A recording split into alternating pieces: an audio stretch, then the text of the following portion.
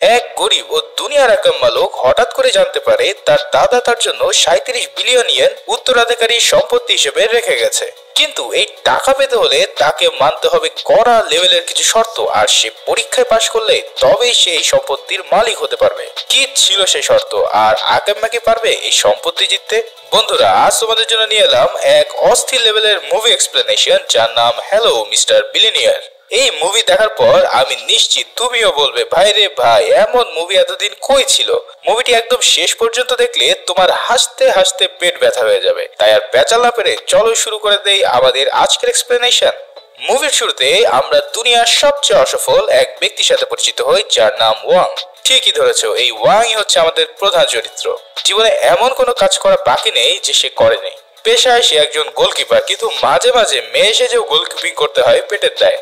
এদিকে মিস্টার জিন নামের এক লোক তাকে মেলা টাকার অফার দিয়ে বসে আপকামিং একটি ম্যাচ হারার জন্য। কিন্তু ওয়াং আকাম্মা হতে পারে, মাগার ধোকেবাজ নয়। তাই এই বিগ অফার পার্ট নিয়ে সে রিজেক্ট করে দেয়। কিন্তু রিজেক্ট করলে কি হবে, সেই ম্যাচে 5 গোল খেয়ে সে এমনিতেও হেরে যায়। আর এমন গোলকিপিং দেখে প্রতিপক্ষের টিমের সবাই তাকে দিয়ে সেলিব্রেট করতে থাকে। তাই সে বলে, শালার হাল্লামি যখন, তখন টাকা নিতে কি ক্ষতি ছিল রে ভাই। এদিকে ম্যাচ শেষে তার বন্ধু জিয়াও ওয়াং এর বাসায় আসে যে মালটা বেঁচে আছে নাকি তা দেখার জন্য। কিন্তু দরজার ফাঁক দিয়ে সে দেখে ওয়াং অধিক শোকে গলায় ফাঁস নিতে যাচ্ছে। তাই সে দরজা ভেঙে ভিতর আসলে দেখতে পায় ওয়াং গলায় দড়ি না, বরং একটি লাইট লাগাচ্ছিল। যাই হোক, তারা দুজন তখন তাদের দলের কোচের কাছে যায়, কিন্তু সেখানে গিয়ে দেখে কোচ তাদের পরিবর্তে একটি কুকুরকে গোলকিপার হিসেবে জয়েন করিয়েছে। ওয়াং এর বন্ধু জিয়ার তো মাথা পুরোই হট এটা দেখে। তাই তারা দুজনেই টিম থেকে সাথে সাথে রিজাইন দিয়ে দেয়। গাড়িতে করে যাওয়ার সময় এক অত্যাধিক লেভেলের চিটার লোক তাদের গাড়ির সামনে এসে অ্যাক্সিডেন্ট হওয়ার নাটক শুরু করে দেয়। এমনিতেই দুজনের মেজাজ খারাপ, তার উপরে এই নেইমার স্টাইলের নাটক। তাই তারা দুজন তাকে আচ্ছা করে কেলাতে থাকে। এদিকে জিয়াজু নামে একটি মেয়ে সেই ঘটনা দেখে ফেলে। উনি আবার শখের বসে টিকটকার, তাই সাথে সাথে মোবাইল বের করে এসব রেকর্ড করতে থাকে আর আশেপাশের মানুষদের ডেকে বলে, এমন অন্যের বিরুদ্ধে আমাদের রুখে দাঁড়াতে হবে। লোকরাও কম যায় না, সবাই এসে বিচার চাই স্লোগান দিয়ে তাদের শ্বশুর বাড়িতে পাঠিয়ে দেয়। কিন্তু এখানে ভেলকি দেখিয়ে তাদের জেল থেকে বেল দিয়ে বের করে নিয়ে আসে সেই মিস্টার জিন। তিনি আসলে কোন ফুটবল টিমের কেউ ছিল না, মূলত ওয়াংকে একটি টেস্ট করার জন্যই এই জুয়ার অফার করেছিল। সে দেখতে চেয়েছিল ওয়াং সৎ না পোল্টিবাজ। যাই হোক, এই পরীক্ষায় পাশ করে এবার আসল কাহিনী খুলে বলে মিস্টার জিং। তিনি ওয়াংকে একটি বিশাল বড় কোম্পানিতে নিয়ে যায়। সেখানে মিস্টার ইন এবং লাই নামের দুজন ট্রাস্ট ফান্ডারের মালিকের সাথে তার দেখা হয়। এবার মিস্টার জিং বলে, তোমার আপন দাদা তো অনেক আগেই মরহুম হয়ে গেছে, কিন্তু তোমার দাদার এক ভাই ছিল যে কিনা চীনের বিশাল ধনী ব্যক্তি। সারা জীবন তিনি বহু কামিয়েছেন, কিন্তু কোনোদিন বিয়ে শাদী করে নাই। ফলে তার এই সম্পত্তির কোনো উত্তরাধিকারীও নেই। তাই আপন ভাইয়ের নাতি হিসেবে তুমি একমাত্র ব্যক্তি যে কিনা 37 বিলিয়ন ডলারের অধিকারী। এই কথা শুনে ওয়াং তো এবার পুরোই আনোয়ার হোসেনের মতন মিনি স্ট্রোক করে বসে। অন্যরা বলে, আরে হ্যাভ এ রিল্যাক্স, টুইস্ট তো এখনো মেলা বাকি। তখন তার এই চাচাতো দাদার এক রেকর্ড করা ক্লিপ তার সামনে প্রেজেন্ট করা হয়। সেখানে এসে দাঁত পড়া ধনী দাদা বলতে থাকে, তোমার মতো গাধা যে কিনা মেয়ে সেজে ফুটবল খেলে, সে নাদান ছেলে প্রথম পরীক্ষায় পাশ করেছে দেখে আমি সত্যিই হতাশ। কিন্তু কি আর করা, তাই আমার এই টাকার মালিক হতে হলে প্রথমে তোমাকে 1 মাসের মধ্যে 1 বিলিয়ন ইয়েন খরচ করতে হবে। আর তা যদি পারো তাহলেই তুমি পুরো সম্পত্তির মালিক হতে পারবে। ওয়াং বলে, ধুর মিয়া, এটা কোনো ব্যাপার হইলো? কিন্তু না, এই দাদা ছিল অন্য জিনিস। সে তাকে এই টাকা খরচ করার জন্য কিছু রুলস মানে শর্ত দিয়ে দেয়, যা অবশ্যই তাকে ফলো করতে হবে পুরো মাস ধরে। 1 নম্বর শর্ত ছিল, এই টাকা শুধুমাত্র লিগ্যাল কাজে ব্যয় করতে হবে এবং তা শুধুমাত্র এই সিটির মধ্যেই খরচ করতে হবে। এছাড়া তুমি নতুন করে কোনো গাড়ি বাড়ি প্রপার্টি কিছুই কিনতে পারবে না। শর্ত 2, এই টাকা কোনো চ্যারিটিকে চালায়া দানও করে দিতে পারবে না। 100 জনের বেশি কর্মচারী তুমি রাখতে পারবে না এবং তাদের কাজ না করিয়েও ফাও টাকা ঢালতে পারবে না। শর্ত নম্বর 3, মার্কেট ভ্যালুর বেশি প্রাইস দিয়ে কোনো জিনিস কিনতে পারবে না। সেই সাথে একটি জিনিস কিনে তা নষ্ট করে আবার সেই জিনিস কখনোই কিনতে পারবে না। টাকা পাইছো মানে মনের মতন খরচ করবা, তা হবে না। এবং সর্বশেষ শর্ত, এই পাগলা ডিল তুমি কারোর সাথে শেয়ার করতে পারবে না। এই সব শর্ত মানতে পারলে তবেই আসো, খেলা হবে। ওয়াং তখন পাকনে একটি প্রশ্ন করে, আচ্ছা আমি যদি এই অফার একসেপ্ট না করি তাহলে এই টাকার মালিক কে হবে? তখন মিস্টার জিন বলে, তাহলে এই সব সম্পত্তিগুলো এই গাধার মতন দাঁড়িয়ে থাকা মিস্টার ইন ও মিস্টার লাইয়ের চ্যারিটিতে আমরা দান করে দেব। অনেক ভেবে ওয়াং তখন সব সত্য মেনে নেয় আর 1 বিলিয়ন খরচ করার জন্য কন্ট্রাক্টে সাইন করে। আর এখান থেকে শুরু হয় আসল মজা। এখন এত টাকা পয়সা খরচের হিসাব করতে তো একজন অ্যাকাউন্টেন্ট লাগবে, তাই না? তাই মিস্টার জিং একটি মেয়েকে অ্যাপয়েন্টমেন্ট করে, আর সে ছিল সেই টিকটকার ওরফে জিয়া জু। তাকে দেখেই তো ব্যাটার পুরোই মেজাজ খারাপ হয়ে যায়। ওয়াং তখন বলে, তোরেই তো খুঁজতেছি বেটি, তোর জন্য আমার জেলের ভাত খাওয়া লাগছে। টিকটকারও কম না, সেও সব জানিয়ে দেয় এই খ্যাত পাবলিকের সাথে সে কাজ করবে না। কিন্তু ওয়াং বলে, আমার এরই চাই, মেলা হিসাব নিকাজ এর সাথে বাকি আছে। এরপর বাধ্য হয়ে জিয়াজু তার কাজ করতে রাজি হয়। এবার পালা এত টাকার একটি ঝলক দেখার। বিশাল এক বাংকারে তাদের নিয়ে যাওয়া হয়, আর সেখানেই থরে থরে টাকার গোডাউন দেখে ওয়াং ও তার বন্ধুর প্যান্ট পুরো ডাউন হয়ে যায়। বাপ কেন, তার 100 গোষ্ঠীর মধ্যেও এমন টাকা কেউ কখনো একসাথে দেখে নাই। তাদের হুঁশ ফিরে আসলে এবং ওয়াং বলে, চলো আমাদের প্রথম টাকা ওড়ানো শুরু করা যাক। তাই ওয়াং তখন তার ফুটবল মাঠে উপস্থিত হয়। সেখানে গিয়ে সে বলে, আমি এই মাঠকে বিশ্ব মানের মাঠ বানাবো, আর তোমাদের সবাইকে সাইন করব ভালো টাকার বিনিময়ে। গরিবের মুখে এরকম বড়লোকি ভাব দেখে তার কোচ বলে, ভাই ওয়াং, এই টাকা ধর আর পাগলা ডাক্তার দেখা ভাই, তোর মানসিক চিকিৎসার প্রয়োজন। ওয়াং তখন ওয়াকি টকি দিয়ে তার মানুষদেরকে টাকা দিয়ে আসতে বললে সবাই ভিমড়ি খেয়ে যায়। দুনিয়ার সবচেয়ে আজারের টিম তো তার কেনা হয়ে গেল, এবার খরচ আরো বাড়াতে হবে। তাই ওয়াং তার পুরো টিমকে নিয়ে শহরের সবচেয়ে দামি 5 স্টার হোটেলে চলে যায়। সেখানকার ম্যানেজার এই গরিবদেরকে দেখে বলে, স্যার এটা হোটেল, এখানে ছবি তোলার জায়গা না। তখন ওয়াং বলে, তোমার এই হোটেলটা আমি কিনে নিতে পারতাম, কিন্তু বিশেষ কারণে সেটা সম্ভব হচ্ছে না। কি আর করা, তাহলে একটা কাজ করি, তোমার পুরো হোটেল 1 মাসের জন্য আমি ভাড়া নিয়ে নিলাম, যাতে করে আমার সব বন্ধুরা আরামায়েসে থাকতে পারে। তো ইনভয়েস পাঠাও, আমি এক্ষুনি পেড করে দিচ্ছি। এমন অফার পেয়ে হোটেল ম্যানেজার তো আনন্দে আটখানা হয়ে যায়। থাকার ব্যবস্থা তো হয়ে গেল, কিন্তু এবার খাওয়ার পালা। এমন খাবার পেয়ে তারা গরুর মতন খেতে থাকে। এই মালটাকে একবার দেখো, মনে হচ্ছে হয়তো কয়েকশো বছর এই বেচারা না খেয়ে আছে। আসলে ফাউ পেলে কেবল বাঙালি না, পুরো বিশ্বের সবাই আলকাতরাও খায়। এমন খাই খাই পরিবেশে ওয়াং এবার স্টেজে দাঁড়িয়ে বক্তব্য দিতে থাকে, আর সেখানে সে বলে, আমি একটি নতুন কোম্পানি খুলবো, আর সেই কোম্পানির সিইও পদের জন্য তার বন্ধু জিয়াওকে সিলেক্ট করে। বেচারা তো পুরোই আবেগে মোমের মতন গলে যায় আর বিশাল এক বয়ান উপস্থাপন করে। ফেরার পথে ওয়াং জিয়াজুর সাথে যখন সেলফি তুলতে যায়, তখন জিয়াজু বলে, আই হ্যাভ এ বয়ফ্রেন্ড। আমার বয়ফ্রেন্ড ফকির হতে পারে, কিন্তু টাকার কাছে সে কখনোই মাথা নত করে না। সে বিভিন্ন স্পিচ মানে বক্তৃতা লেখায় পারদর্শী। ওয়াং বলে, ঠিক আছে, কাল দেখে নিয়ে আসে তো, দেখি জিনিসটা কেমন। পরের দিন জিয়াজু তাকে ওয়াং এর সাথে মিট করায়। প্রথমে তার বয়ফ্রেন্ড অতি সৎ থাকার চেষ্টা করতে থাকে। ওয়াং এর দামি মদের অফার সে একদম না করে দিয়ে বলে, আমি মহল্লার সবচেয়ে ভালো ছেলে, আমি এসব পাতি নেশা টেশা করি না ভাইয়া। কিন্তু ওয়াং তখন তাকে একটি বক্তব্য লিখতে যখন 10 লাখ টাকা দেয়, তখন সে উত্তেজনার ঠেলায় ডক ডক করে মদ গিলতে থাকে। এইসব দেখে তো জিয়াজু পুরাই আওলায় যায় আর বলে, আরে এ তো দেখি টাকার কাছে নিজে সততা বিলীন করে দিচ্ছে। জিয়াজু তখন ওয়াংকে মনে করিয়ে দেয়, এইভাবে যদি তুমি টাকা উঠাতে থাকো তাহলে তোমার এই সম্পত্তি 6 মাসের বেশি টিকবে না রে ভাই। এই কথা শুনে ওয়াং তো আরো বেশি চিন্তায় পড়ে যায় যে এত দেরি 6 মাস। তাই সে আরো টাকা তার বয়ফ্রেন্ডকে দিয়ে দেয় কাজের জন্য। তার বয়ফ্রেন্ড এবার এতই খুশি হয় যে এখন থেকে সে মিস্টার ওয়াং এর বাগানের মালি হিসেবে কাজ করতেও রাজি হয়ে যায়। জিয়াজু এবার তার বয়ফ্রেন্ডকে বলে, তুই একটা চিটার বাটপার, তুই আর আমার কোনোদিন ফোন দিবি না। যাই হোক, এবার ওয়াং তার নতুন কোম্পানির আপডেট নিতে যায়। সেখানে তখন তার মাথায় টাকা নষ্ট করার একটা কুবুদ্ধি উদয় হয়। ওয়াং তখন যত লস খাওয়া মানে দেউলিয়া হওয়া কোম্পানি মার্কেটে আছে সবগুলো শেয়ার কিনে নেওয়ার জন্য নির্দেশ দেয়, যাতে করে সব টাকা দ্রুতই লস হয়ে যায়। এই পাগলামি দেখে জিয়াজু বলে, আগে বলছিলাম 6 মাস, এবার দেখবা 2 মাসও যাবে না। ঠিক সেই সময় তার অফিসে গরিবের অ্যালন মার্কস এসে উপস্থিত হয়। দেখে মনে হচ্ছে কেবলই পাগলাগারদ থেকে পালিয়ে এসেছে এই লোক। সে ওয়াংকে তার একটি ড্রিম প্রজেক্ট প্রেজেন্ট করার জন্য অনুরোধ করে। অনুমতি পেলে দেখা যায় সে লোকটি সাঁতার পারে না বা ভয় পায়, এদের জন্য একটি আর্টিফিশিয়াল সুইমিং পুল বানিয়েছে। সেটা দিয়ে অনায়াসে যে কেউ সাঁতার কাটার ফিল নিতে পারবে।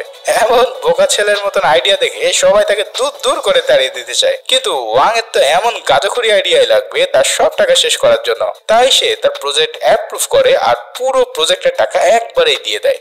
এই কাজ দেখে সেখানের বাবুর্চি থেকে শুরু করে সবাই তাদের ড্রিম প্রজেক্ট প্রেজেন্ট করা শুরু করে দেয়, আর ওয়াং সবার প্রজেক্টে ইনভেস্টমেন্ট করা শুরু করে দেয়। এসব পাগলামি দেখে জিয়াজু তো পুরাই শক, আর ভাবে যে মানুষ টাকা কামাইতে পারে না আর এই পাপি লোকটা পানিতে ফেলাইতেছে কেন। Why mister Wang why? পরের দিন দেখা যায় ওয়াং দেশের সবচেয়ে দামি স্পা নিচ্ছে, কিন্তু তাতেও তার মন খারাপ, কারণ তাদের যে সার্ভিস ফি তা দিয়ে টানা 10 বছর স্পা নিলেও তার টাকা শেষ হবে না। মেয়েটা সস্তা সার্ভিসের কথা শুনে বলে, স্যার এটা তো ট্রেলার, টাকা খরচ করতে হলে আসল সিনেমা দেখতে হবে, আর আসল সিনেমা কি তা তো তোমরা বুঝতেই পারছো। এই কাহিনী দেখে ওয়াং তো লজ্জাই বাঁচে না, সে কোনোভাবেই এই প্রিমিয়াম সার্ভিস নেবে না, আর মেয়েটিও কোনোভাবে সার্ভিস না দিয়ে ছাড়বে না। এমন সময় সেখানে জিয়াজু এসে দেখে ওয়াং মশাই এসব প্রিমিয়াম সার্ভিস নিচ্ছে। লজ্জায় সে মাথা নিচু করে সেখান থেকে বের হয়ে যায়। পরে ওয়াং তাকে বলে, আমি পাগল হতে পারি কিন্তু এইসব কাজ আমি করি না, আমি এইসব সার্ভিসের ব্যাপারে খুব লয়াল। এদিকে বাগানে এসে দেখে জিয়াজুর বয়ফ্রেন্ড মন দিয়ে মালির কাজ করছে, আর এইসব দেখে জিয়াজু তার সাথে ব্রেক আপ করে বসে। ওয়াং এর মাথায় এবার আরো একটি কড়া বুদ্ধি আসে। সে পৃথিবীর সবচেয়ে বড় বিজনেস কনসালটেন্ট মিস্টার লাটিফেকে ইনভাইট করে তার দেশে। বিজনেস কনসালটেন্ট হলো তারা যারা ব্যবসা কিভাবে বড় করতে হবে তার উপদেশ দিয়ে থাকে, কিন্তু ওয়াং তার কাছে চেয়ে বসে যে কিভাবে দ্রুত লস করা যায় তার উপায় জানার জন্য। এসব পাগল ছাগল মার্কার কথা শুনে মিস্টার লাতিফে এক ঝুড়ি গালমন্দ করে সেখান থেকে বের হয়ে যায়। আরে ভাই, কেউ কি সেদে এসব পাগলের পাল্লায় পড়তে চায় বলো? এভাবেই তার রাজকীয় দিনরাত কাটতে থাকে। যত ভাবে টাকা নষ্ট করা যায় সবকিছুই ওয়াং ট্রাই করতে থাকে, কিন্তু এরই মধ্যে একদিন তার জন্য বিশাল বিশাল দুঃসংবাদ আসতে শুরু করে।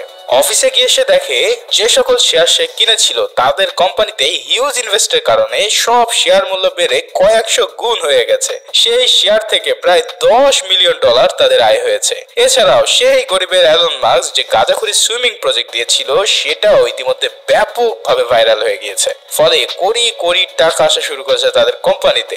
এসব শুনে ওয়াং তো পুরাই হার্ট অ্যাটাক খাওয়ার মতন অবস্থা। কোথায় সে টাকা কমাতে যাচ্ছে, উল্টাটা টাকা বেড়েই চলেছে। পুরাই পাগল হয়ে গিয়ে ওয়াং বলে, ভাই তবু আল্লাহর দোহাই লাগে, আমার সবকিছু বন্ধ করে দে, আবার প্লিজ একা থাকতে দেখো একটা দিন।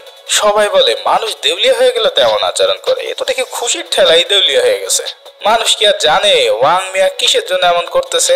1 বিলিয়ন খরচ না করলে যে সে 37 বিলিয়ন পাবে না। এদিকে জিয়াজুর আজকে জন্মদিন ছিল, কিন্তু সেটা উদযাপন করার মতো কেউ ছিল না। ঠিক তখনই সেখানে তার বয়ফ্রেন্ড ফুল হাতে নিয়ে উপস্থিত হয়। জিয়াজু তো খুব খুশি যে তার জন্মদিন সেলিব্রেট করার জন্য তার বয়ফ্রেন্ড এসেছে, কিন্তু পরে দেখা যায় সে এসেছে জিয়াজুকে দিয়ে মিস্টার ওয়াংকে রিকোয়েস্ট করানোর জন্য যাতে তাকে আরো টাকার সাপোর্ট দেওয়া হয়। এইসব শুনে জিয়াজু তো রেগে মেগে ফায়ার হয়ে যায়, আর সাথে সাথে তাকে লাথি দিয়ে বের করে দেয়। এরপর জিয়াজু ওয়াং এর কাছে অফিসের কাজ নিয়ে আসে, কিন্তু ওয়াং জানায় আজ আর কোনো কাজ নয়, দেখো তোমার জন্য একটা সারপ্রাইজ আছে। এই বলে সে রাতের আকাশে আতশবাজি দিয়ে ভরিয়ে দেয়। আসলে ওয়াং এর তো টাকা খরচ করা লাগবে, তাই সে পুরো শহরে এক বিশাল জমকালো আতশবাজির অনুষ্ঠান করে। কিন্তু জিয়াজু বলে, তুমি নিশ্চয়ই আমার জন্মদিনের সারপ্রাইজ দিতে এটা করেছো তাই না? ওয়াং মনে মনে বলে, এটাই সুযোগ পার্ট নেওয়ার। সেও বলে, হ্যাঁ তোমার জন্মদিনের জন্যই তো আমার এসব আয়োজন করা। সেই সময় জিয়াজু বলে, এই বেটা তুমি আবার আমাকে প্রেমের ফেলানোর মতলবে নাই তো? আসলে ওয়াং সাহেবও ইতিমধ্যে তার প্রেমেই পড়ে গিয়েছিল, কিন্তু বলতে পারছিল না। বাট জিয়াজু তাকে বড় ভাইয়ের জন্য ফেলে দেয়, আর তখন ওয়াং আরো কুৎবুদ্ধি আঁটতে থাকে যে কিভাবে তাকে ইমপ্রেস করা যায়। তাই সে পরের দিন পুরো শহরে তার ভালোবাসার কথা জানিয়ে বিলবোর্ড টানিয়ে দেয়। সকালে জিয়াজু বাসা থেকে বের হয়ে দেখতে পায় সবাই তার পিছু নিয়েছে অটোগ্রাফ আর সেলফি তোলার জন্য। কাহিনী বুঝতে পেরে জিয়াজু কোন রকম একটি গাড়িতে উঠে পালিয়ে বাঁচে। গাড়িতে আসার সময় সে আবারও সেই গরিবের নেইমারকে দেখতে পায়, যে কিনা গাড়ি দেখলেই তার সামনে গিয়ে অ্যাক্সিডেন্টের ভং ধরে। এবার জিয়াজু বুঝতে পারে ওয়াং সেদিন সত্য কথাই বলেছিল, কিন্তু সে তাকে ভুল বুঝে জেলের ভাত খাইয়ে ছেড়েছে। তাই সে ওয়াং এর কাছে গিয়ে সরি বলে, আর ওয়াং এই খুশিতে জিয়াজুর সবচেয়ে পছন্দের সিঙ্গারকে ডেকে নিয়ে এসে এক প্রাইভেট কনসার্টের আয়োজন করে। এই কনসার্ট জিয়াজুর অনেক পছন্দ হয়, আর সে সারা রাত ধরে উপভোগ করতে থাকে। কিন্তু এত কিছুর পরেও তার বিভিন্ন ইনভেস্টমেন্ট থেকে টাকা বেড়েই চলেছে। তাই এবার সে তার বেস্ট বুদ্ধি চাল দেয় যে সব টাকা হাওয়া করার জন্য। সে পুরো শহরের প্রেস ও মিডিয়াকে ইনভাইট করে এক পাগলাটে ঘোষণা দিয়ে বসে। ওয়াং বলে, আমি নতুন একটি ইন্স্যুরেন্স খুলতে যাচ্ছি, যেখানে সবাইকে ওয়েট লস মানে ওজন কমানোর চ্যালেঞ্জ জানাচ্ছি। যদি কেউ 1 কেজি ওয়েট লস করতে পারে তাহলে আমি তাকে 1000 ইয়েন দেব। তাই 1 সপ্তাহের মধ্যে যে যত বেশি ওজন কমাতে পারবে সে তত বেশি ইনকাম করতে পারবে। এই ঘোষণা শোনার পর পুরো শহরের সবাই পাগলের মতন ওজন কমানোর মিশনে নেমে পড়ে। কেউ এখন আর লিফট বা এক্সেলেটর সিঁড়ি ব্যবহার করে না, সবাই হেঁটে দৌড়ে সিঁড়ি বেয়ে ওঠে। অফিসের কাজ করার সময়ও সবাই ব্যস্ত থাকে ওজন কমানোর জন্য। এমনকি ট্রাফিক পুলিশও নেচে নেচে তার কাজ করতে থাকে। সবার এমন প্রাণপণ ওয়ার্কআউটের কারণে মানুষ দ্রুতই তার ওজন কমিয়ে ফেলতে সক্ষম হয়, আর ওয়াং এরও টাকা দ্রুতই শেষ হতে থাকে। যা অবশেষে টাকা খরচ করে একটা মক্ষম উপায় পেয়ে যায় ওয়াং। কিন্তু এই কাজে বাধা দেয় তার সেই দুই প্রতিপক্ষ। তারা মিস্টার জিনের কাছে গিয়ে বলে এটা তো রুলস এর বাইরে, সে তো হুদায় মানুষকে টাকা দিয়ে দিচ্ছে। কিন্তু মিস্টার জিন বলে এটা রুলস এর মধ্যেই পড়ে, এখানে কাজের বিনিময়ে সে টাকা দিচ্ছে যা আমাদের রুলস এর মধ্যেই ছিল, তাই এই কাজে আমি তাকে বাধা দিতে পারি না। আসলে প্রথম থেকে ওই দুই পাপী বান্দা ওয়াং এর বিরুদ্ধেই ছিল, তাই তারা সেই স্পা করা মেয়েটাকে পাঠিয়েছিল যাতে তারা মায়া জালে ফেলে ওয়াং কে রুলস এর বাইরে কাজ করাতে পারে। কিন্তু ওয়াং এর সততার কাছে সেদিন তারা হেরে যায়। ওয়াং এর এই অকল্পনীয় উদ্যোগের জন্য সরকারের পক্ষ থেকে তাকে বিশাল সম্মান জানানো হয়। সেই অনুষ্ঠানে ওয়াং বলে আমার একটি ছোট্ট ফুটবল টিম আছে, আর এই টিম দিয়ে আমি দেশের সবচেয়ে বড় ফুটবল টিম হান্তায়ের সাথে একটি প্রীতি ম্যাচ আয়োজন করতে যাচ্ছি। আশা করি সবাই আমাদের সাপোর্ট দিবেন আর খেলা দেখে আসবেন। আসলে ওয়াং ওই হান্তাই টিমকে কয়েক গুণ বেশি টাকা দিয়ে এই খেলায় নিয়ে আসার জন্য রাজি করিয়েছিল।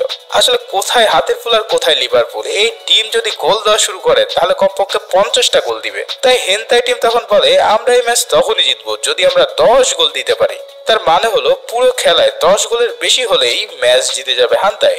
খেলার দিন পুরো স্টেডিয়াম দর্শকে পরিপূর্ণ, আর তার 99 ভাগই হচ্ছে হান্তায়ের সাপোর্টার। মাত্র এইটুকু সাপোর্টার দেখা মেলে ওয়াং এর টিমের জন্য। ওয়াং এর টিমের সাপোর্টার না থাকতে পারে, কিন্তু তারা মেলা মালপানির লোক, তাই তো পুরো টিম হেলিকপ্টারে চড়ে ল্যান্ড করে মাঠে।